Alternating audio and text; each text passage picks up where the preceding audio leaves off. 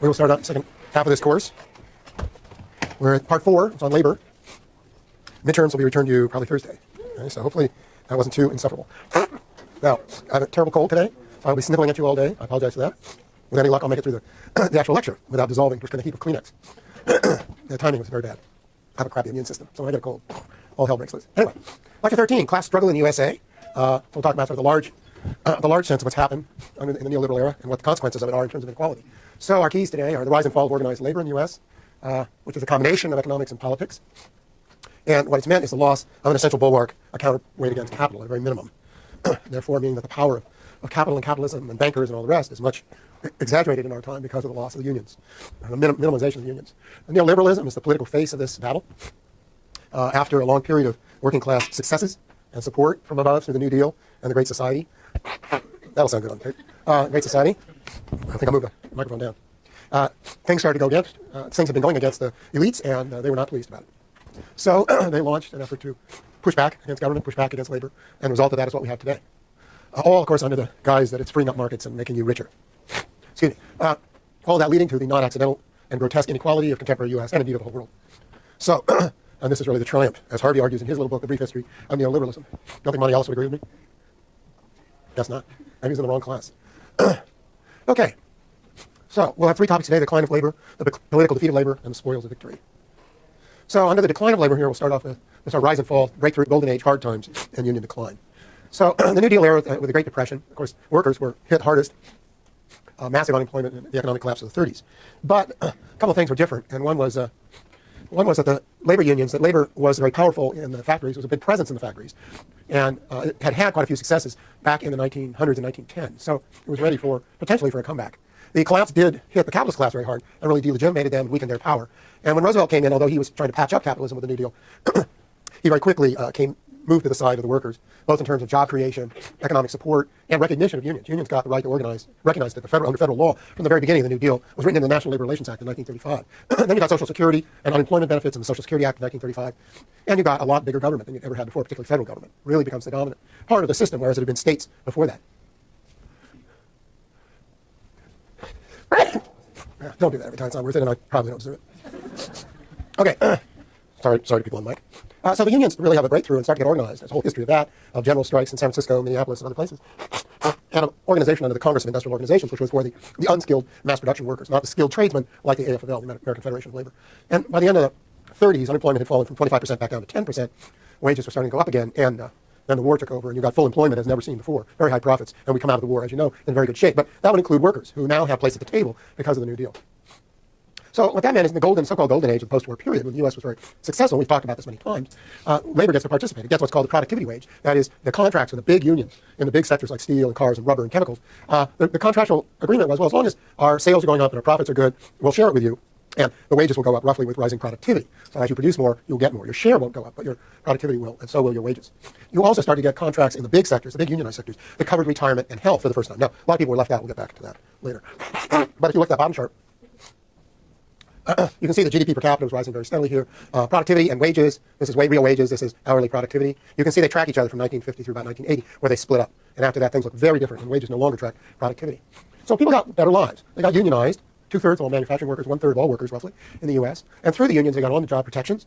They got seniority rights, grievance rights, somebody, a union steward to stand between them and the supervisors and so on, and some kind of predictability and ability to complain if you're being put in danger and so on.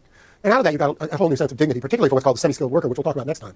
That is people who had previously been regarded as having no skills, working on assembly lines and so on, in steel hearths, who now, as unionized workers, started to be called semi-skilled and started to be seen as middle class. And unemployment was relatively low, job stability was high. You could work in that steel plant for 20, 30, 40 years often. So quite like we thought, think about Japan, in its great rising period, you got long-term employment. And now things are very different. The result of this, of course, was rising living standards, and we like to make fun of the 50s and 60s for kind of working class complacence, people buying their little houses and their cars and their boats. But Americans were better off than ever before, and better off than anyone else in the world. Your average American, the ability to buy down at the supermarket all this kind of low cost, mass-produced food. You had an automobile, you had appliances, all the white goods in your house, which people even in Europe didn't have until around 1980 or so.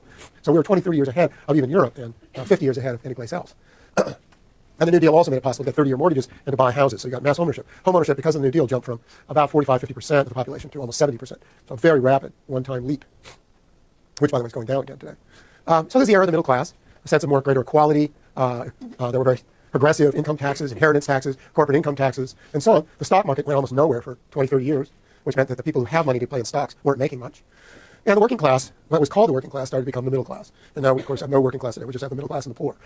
In popular parlance, this is decile. That's the top 10% of income in the U.S. You can see in the 20s, extremely high percentage, and it collapses in the 30s as a combination of the collapse of the stock market, rising taxes, and the shift towards working people's income through government redistribution and higher wages because of organizing. And particularly, notice that shift happens actually mostly before the war, and then it's pretty flat. And it starts going the wrong way from about 1982. Well, we'll come back. The back is 1980 is a pretty critical date in all this, the election of Ronald Reagan as president. So times get harder after 1970. Remember, we go off the gold standard, the dollar standard, Bretton Woods. The U.S. starts to run a trade deficit. All kinds of things start going wrong after 1970, which is all blamed on OPEC and so on. But it goes on for the next 40 years, which is hard to blame on OPEC. And you get much greater instability and higher unemployment. We've now had 5 recessions with 7 to 10% unemployment. Some argument about the 2000 recession you can see on this chart. There was, in the late 50s, unemployment did go up briefly. But this is really the big peaks of unemployment, 70s, early 80s, early 90s. 2000 didn't look that bad, although I don't necessarily trust that chart. But here's, and then, of course, we got the Great Recession. And here we go, the drop from peak to trough of employment and how much worse that is than anything else we've had here. This is early 70s, early 80s, early 90s, not as bad. Early 2000s, it didn't go as deep, but it was very, very long, the recovery. And it was pretty crappy recovery. And then everything fell apart after 2008. Unemployment on the average in this period here, the second period, is about double what it is on average in this period. Rates of productivity growth go down, and rates of wage growth go down. So wages are virtually stagnant, stable from 1970 to today for your typical production worker, typical blue-collar or lower-end white-collar worker. Because unemployment produces an oversupply of labor.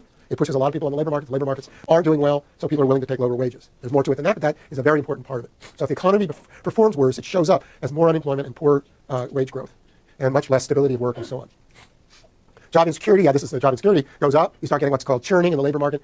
After 1970, people not having long-term jobs, more likely to be unemployed, more likely to be unemployed for a longer period, which is very devastating on people. And then seniors, older people in particular, over 50, very hard to get back into the labor force, preference for young people, and so on. So this turns out to be very bad for workers and their incomes. Of course, people start doubling up. I didn't put a slide of this, but households start doubling up. And I think I've got it in the next lecture. So the household income, they try to hold up household income even as the main breadwinner, which used to be the bad. That goes down. Women enter the labor force much more, which is a good thing, but they earn crappier wages, which is a bad thing. More kids working, and the whole household together earning about what dad earned in terms of, dad earned during the golden age. Now that doesn't make the model of dad as the primary breadwinner the only viable one, but it does show you that people were struggling and trying to counteract the effects of this change in the labor market. Well, we'll talk more about the labor market next time. Wages stagnant. They actually fell for 20 years roughly. Picked up. You can see them here. See how bad the real wage is. This is the wage deflated, taking account of inflation. This real wage, nominal wage would be just the money wage. That goes up, but the real wage doesn't. So you get this this kind of dramatic fall, and then it starts going up a little in the late 90s, and then it flattens out in 2000. And this chart doesn't go after the recession, so it's back down again. Household income in California, what's the figure? I just saw it. It's fallen from something like an average of 60,000 to 50,000, something like that. This is household income. The red dots are current dollars, so that shows you the difference between inflation and deflated incomes. So here's household income going up in money terms, but in real terms going nowhere from 65 to, in this one, 05. Going nowhere. Household income, nothing. Recent Gallup poll says 50% of Americans feel they're struggling to get by. That's a lot of people. So you wonder why there's Tea Parties and Occupy Wall Street and all this. People are really taking a hit, a really bad hit. And it's a long-term thing. It's not just this recession. Very interesting. Since 1970, with fewer protections, a weaker labor market, more instability, more overwork, ironically. Juliet Shores estimated that maybe an additional 4 to 5 weeks if you're if you're employed. Of course, there's more unemployment, which is underwork. We have this kind of manic work culture, which has gotten much, much worse. You all see it. You all know it. You can't reflect on it so easily, most of you, because you're too young. But the schooling. I mean, I never did any homework except the odd term paper that I couldn't do on the bus going home. And even in high school, not even that. There'd be a big assignment you do. But this idea of 2 hours homework a night, are you kidding? We're going to play baseball. And I ended up, reasonably well educated and smart. So apparently, working like drones isn't necessary to actually get educated. I went to school and I paid attention. I suppose that was a bit of a goody two shoes that way. But homework? Ugh. Then you think that's just natural. You should work like crazies. That's preparing you to be good drones when you enter the workforce. Okay, and finally, with these hard economic times, the unions have declined. Union density, percentage of the workforce unionized has fallen dramatically. In the private sector, it's down. Well, overall, it's down from 35% in 1955 to under 10% in 2010. That's this chart here. And then the chart on the right is actually strikes. And you can see workers used to make a lot of trouble in that golden age. And look at this. Just collapses. They must all be happy. That must be a sign of happiness. It turns out it isn't. It's a sign of control. And that's a sign of a crappy font that has shadowing. I thought I got rid of all those. I hate that. Particularly in the recession of 1980, but then overlaid with the recession of 1990, 2000, all the old line factories just fell like dominoes across the U.S. The gutting of the heartland, I'm calling it here, the Rust Belt, those terms didn't exist. That was the industrial heartland, and now it's the Rust Belt. And people take a lot of beautiful photographs like this of old factories, which is kind of like, taking pictures of old castles in Europe after the decline of medievalism, of feudalism. So we're looking back at a lost age and its artifacts. Yeah. Yes, we'll get there. Also, the economy was changing. Not only was it less stable, but it was changing. Sectors were changing. We had the rise of electronics, the rise of big box retail, the rise of fast foods, business services, all these sectors, which were decidedly non-union. So the areas that were growing were non-union. The areas that had been unionized, the factories that had been unionized in Detroit, Pittsburgh, and so on, those were devastated by plant closures. So those unions lost their workers. And meanwhile, the new sectors growing, electronics and fast foods and all, didn't have unions. So the shift of sectors, the ever-shifting dynamic industrial economy, is also undermining the unions, undermining working class organization. And that's a regional, it's a geographic thing too, because a lot of these new sectors are in new places. So Silicon Valley is very union-free. San Francisco, very unionized. Oakland, very unionized. But Silicon Valley was very union-free as electronics grew. Now, it's had some organizing since, so it's a little better. Now, LA, Phoenix, the South, these are very union-free areas. And that's where the industries were growing, and it's not an accidental relationship. But the point here is it undermined the workers. And then, in addition, employers launched an offensive in the 1970s and 80s to try and get rid of union contracts. So they hired specialized law firms and contractors, advisor consultants who specialized in how to get rid of unions, how to make it impossible to get a union representation election, firing activists before they ever get the cards signed to get the election, stalling and stalling so that by the time there's actually an election, 2 or 3 years have gone by, nobody remembers what it was about, and making it very, very hard for workers to get organized. And here's a good graph of unfair labor practice suits. Interesting, with all those strikes, the unfair labor practices were lower. With no strikes, the unfair labor practice suits are much higher. A lot of concessions, 2-tier contracts. We have that at UC now. If you come on as a professor now or a staffer, you get a lower pension than you did when I was hired. And that's been a common tactic. And then the public sector unions actually were the only good news. Public sector unions actually didn't, this graph doesn't show it. They don't even get organized. It's very illegal in most places until the 1960s. They really get organized after 1970. They are still the one sector that's got like 1/3 union representation, while all the others are going, private sectors all just going down here below 10%. Well, you wonder why they're having a fight in Wisconsin. You wonder why the Republican strategy, backed by the Koch brothers, the Koch brothers, whatever they're called, is to attack public sector unions and public sector wages and public sector benefits because they're the only good ones left. And everybody goes, well, you see, that's why government is bankrupt. That's not why government is bankrupt. Government is bankrupt because it doesn't tax. The wealthy and the corporations are what used to. That's why government is bankrupt. But it sure looks good. And then all the workers, you can say, well, see, you workers who've lost your benefits, lost your wages, lost your unions, you should be jealous of those people who still have good ones, who are good at wages and benefits. So they should be brought down to where you are. Of course, meanwhile, the CEOs are running off with all the money, but that's a different story, isn't it? So divide and conquer is always the way. That goes back to the Romans and war, but it's a good old principle. This is in case you don't believe me, here's a Harvard, Duke, I think it's Harvard and Duke guys, studying deunionization and arguing that deunionization has about an equal effect on growing inequality with growing inequality of education. Now, education, you hear a lot about that. Get educated because otherwise your wages won't be very good. Okay, but get unionized or else your wages won't be very good. And the evidence is very clear. I don't know, I guess I didn't put that slide. Maybe it's in another lecture. I know I have a slide somewhere about the fact that the data is very clear that unionized workers doing the same work make more money and have better benefits than non-unionized workers. I should have thrown that in here. If you don't believe me, you can go to the Labor Center's website and look at reports they've done and other citations there. It's a well-known, well-documented fact. Now, that brings us to our second point, which is going from sort of economic private sector defeat to the larger public defeat, political defeat of labor during this period.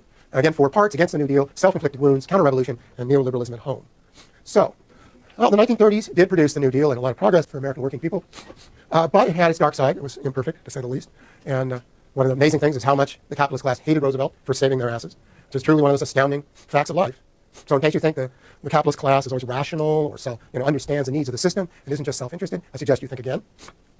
There were only about 5 or 6 major capitalists in the entire United States who supported Roosevelt. Henry Kaiser, John Watson of IBM, Henry Morgenthau in Utah, who became Secretary of Treasury. I can't even think of any others. Whereas Henry Ford, the hero of the pre-Depression era, was a proto-fascist during the Depression.